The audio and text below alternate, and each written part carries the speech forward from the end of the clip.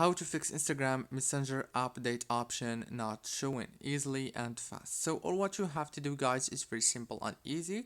First thing is open the settings on your phone and then scroll, go to the apps manager page. On this page you will find all the apps that you have downloaded on your phone. Just search for Instagram like this, and when you find it, all what you have to do then is click on it like this.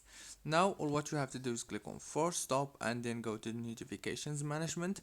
Make sure that all notifications are enabled. Go back, click on the permissions, make sure also that all the permissions enabled.